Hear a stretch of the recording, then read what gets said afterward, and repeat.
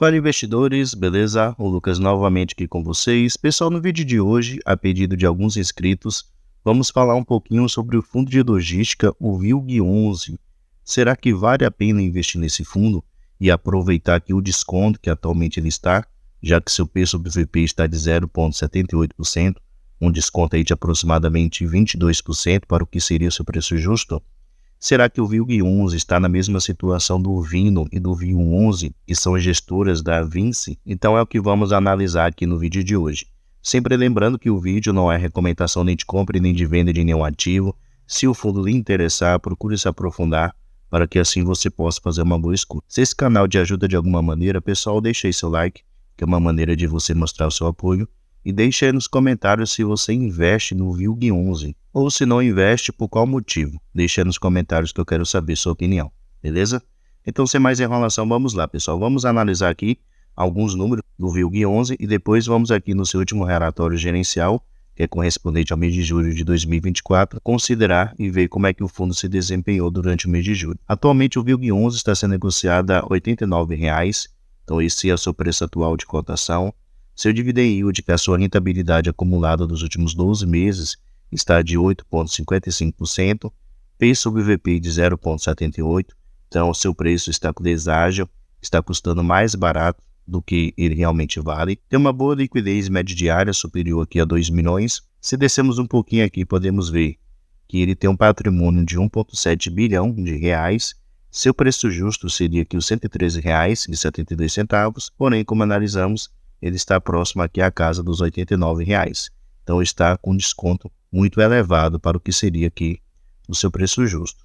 Pode ser uma oportunidade, né, de você ganhar aí com a valorização do ativo. Talvez você comprar nesse preço, esperar ele se valorizar, se assim realmente ocorrer, né? Ninguém sabe como será o futuro. Porém, se ele se valorizar, o ganho de capital seria muito interessante. Continuando aqui, pessoal, podemos ver o seguinte também, que seu último rendimento pago, que foi aqui correspondente a julho, foi de 65 centavos por cada cota. E aqui a gente pode ver o seu histórico dos últimos 5 anos da distribuição que ele deu aqui para os seus cotistas. E diferente de outros fundos imobiliários do segmento de logística, o VILG11 ele acabou diminuindo os seus rendimentos. Podemos notar que no ano passado, 2023, ele vinha aqui na faixa dos 70 centavos por cada cota. E no ano de 2022 ele pagava aqui 72 centavos por cada cota. Então o VILG11 fez o caminho contrário, né, de outros fundos imobiliários de logística. Especialmente isso ocorreu devido a alguns calotes que o fundo ele recebeu. Eu me lembro aqui que no mês de fevereiro de 2023 ele recebeu alguns calotes. E nesse ano também, aqui em fevereiro de 2024, ele também recebeu alguns calotes. Além de algumas desocupações que ocorreram em alguns dos seus imóveis. Então isso afetou bastante o ativo.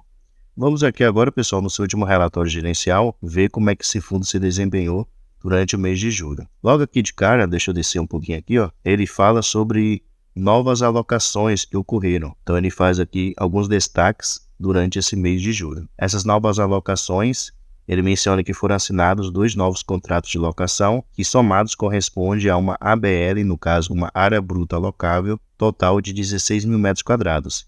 E as novas locações são referentes aos ativos Caxias Park e Castelo 57. Ele menciona aqui embaixo também, ó, que sua taxa de ocupação atualmente do fundo é de 94%. Então, atualmente, ele apresenta aí uma vacância física de 6%, o que é uma vacância relativamente baixa, né? Porém, essa vacância diminuiu agora depois que ele conseguiu fazer algumas alocações. Durante o mês de junho, ele também havia conseguido fazer algumas novas alocações.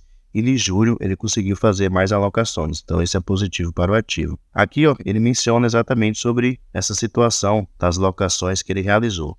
Eu não vou aqui entrar muito em detalhes, né, para que o vídeo não fique muito longo, mas se você se interessar, leia com atenção aqui cada ponto sobre isso. Aqui na foto a gente pode ver esse ativo chamado aqui, ó, Castelo 57, e aqui ele mostra as novas áreas que foram alocadas, que é esse daqui que está na cor azul. Então esse módulo aqui, ó, o G5, ele estava vago e foi alocado, né, por um inquilino. E ele menciona ainda, nesse quadradinho aqui, ó, em destaque, o G3B, que é o ativo, um módulo que ainda está vago, disponível aí para fazer novas alocações.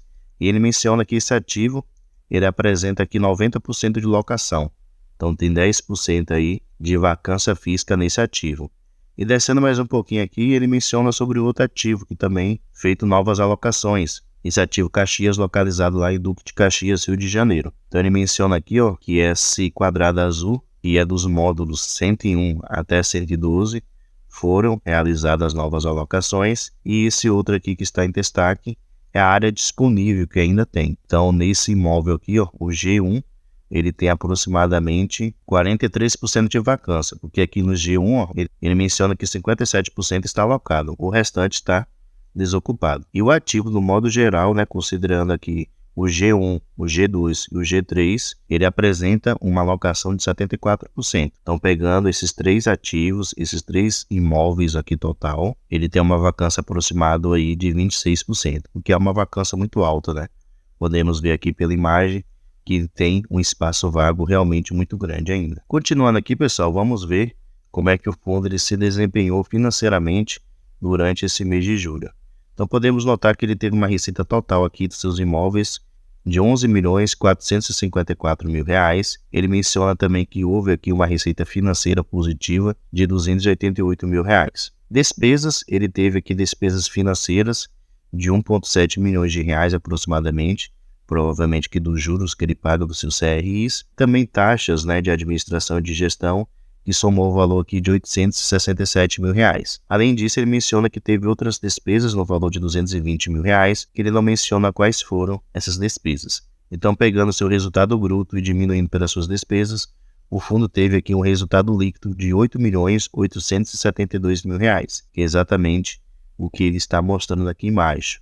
E isso equivale a 59 centavos por cada cota. Porém, o fundo distribuiu em rendimentos para o cotista o valor de R$ 9.748.000, o que equivale a 65 centavos por cada cota. Então, ele gerou uma receita menor do que ele realmente distribuiu em rendimentos para os seus cotistas. Como o fundo ele tinha um resultado acumulado aqui no início do mês, que equivalia a aproximadamente R$ 2 milhões, que significa 13 centavos por cada cota, então o fundo ele usou aproximadamente aqui R$ 876.000, que é o que vale a 6 centavos por cada cota, que foi justamente essa diferença, né, de 59 centavos para 65 centavos.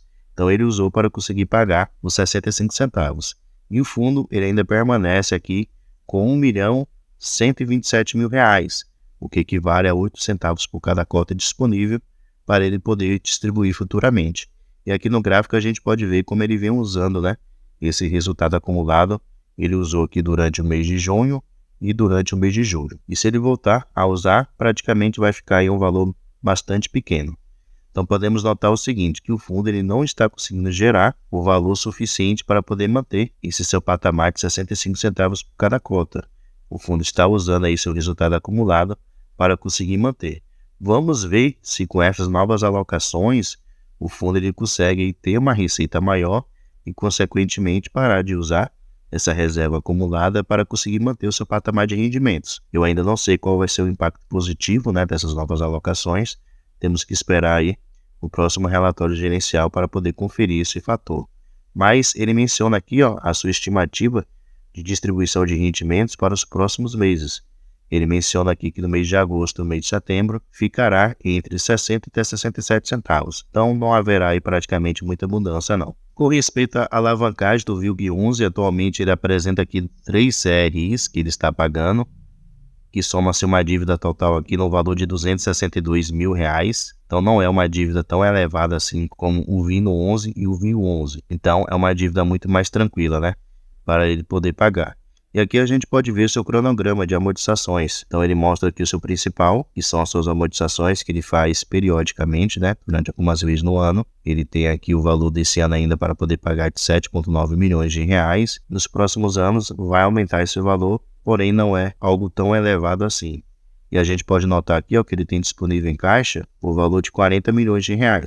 Então ele tem valor suficiente para poder honrar seu compromisso durante o ano de 2024 e 2025 e até meados, né, de 2026. Então o fundo tem tempo aí para poder vender ativos, vender os seus imóveis para gerar caixa e consequentemente pagar as suas dívidas, diferente aí do VINO e do VIO 11 que não tem caixa para poder pagar os próximos anos. Então a situação do VILG 11 com respeito à alavancagem é muito mais tranquila. Aqui a gente pode ver a sua receita média de aluguel por metro quadrado. Então a do VILG11, que é essa linha azul, está na faixa aqui dos R$ 22,7 por cada metro quadrado. Já o mercado, de modo geral, está aqui de R$ 21,8. Então o VILG11 tem se destacado nesse ponto. Como é que está composto aqui o portfólio do VILG11? Então atualmente ele tem participação em 15 imóveis que estão distribuídos em 7 estados no nosso país, totalizando aqui uma área bruta alocável de 590 mil metros quadrados. E atualmente ele conta aqui com 50 inquilinos. E aqui ao lado a gente pode ver, aliás aqui embaixo, a gente pode ver alguns dos seus principais inquilinos.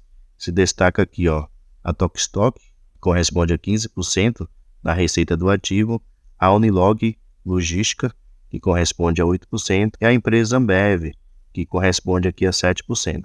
Então esses são os seus principais inquilinos. E aqui a gente pode ver outros, né?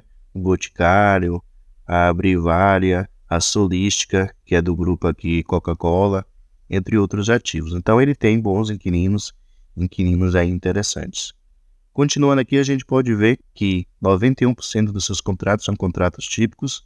Geralmente são contratos aí com uma duração menor, o que eu pessoalmente não gosto. Eu gosto de contratos atípicos, que são contratos com uma duração maior. Aqui ao lado a gente pode ver o segmento de atuação desses seus inquilinos. Então se destaca aqui 3 em especial. Então a maioria das empresas que ele tem como inquilinos são do setor de logística e transporte, também com 30% do setor de e-commerce e com 11% do setor de alimentos e bebidas.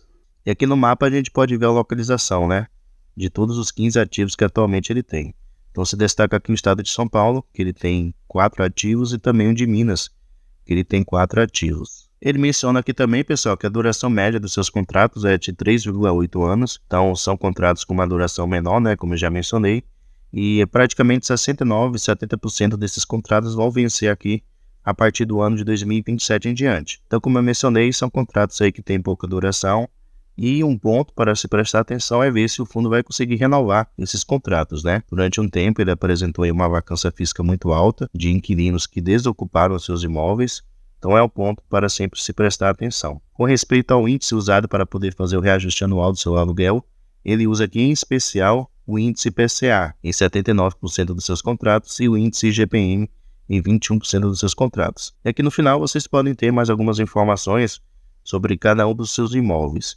Então ele vai mencionar a localização desse imóvel, também vai mostrar aqui suas imagens aéreas, vai falar quem é o inquilino desse ativo, também vai falar aqui sua taxa de ocupação, sua área bruta alocável e também a participação do VILG11 em cada um deles. Se é 100% do VILG11, você ele tem uma porcentagem menor de participação em cada um desses ativos. Então dessa maneira você pode conhecer um pouquinho melhor sobre cada um deles, beleza? Então qual é a minha opinião sobre o VILG11? É um fundo imobiliário que tem ativos até interessantes, né? Porém, o que eu não gosto muito é com respeito aos seus contratos, que eu acho que com uma duração pequena, né? O fundo ele vem se recuperando aí de uma vacância física elevada que ele tinha, que era superior a 10%, porém já nos próximos anos vários contratos vão vencer, então a gente não sabe se o fundo ele vai conseguir renovar esses contratos. Outro ponto aqui para se prestar atenção tem a ver com o seu resultado financeiro, né? O fundo ele está gerando uma receita menor do que ele realmente está distribuindo. Então vamos ver como é que vai ficar o impacto financeiro dessas novas alocações que o fundo ele fez. Vamos ver se ele consegue gerar pelo menos aqui 9,7 milhões para continuar pagando aqui 65 centavos sem usar a sua reserva acumulada. E outro ponto muito importante para se prestar atenção tem a ver com a gestão. Sua gestão é feita pela Vinci, que pelo menos na minha opinião não é uma boa gestora de fundos imobiliários. A gente pode ver pela situação do VINO11 e do VIO11. Então, se a gestão não faz uma boa administração nos fundos que ele tem em mãos, isso pode também se refletir nos outros ativos que ele tem. Então, sempre é um ponto para se prestar atenção. Mas deixe nos comentários, pessoal, sua opinião. Vale a pena ou não investir no VILG11?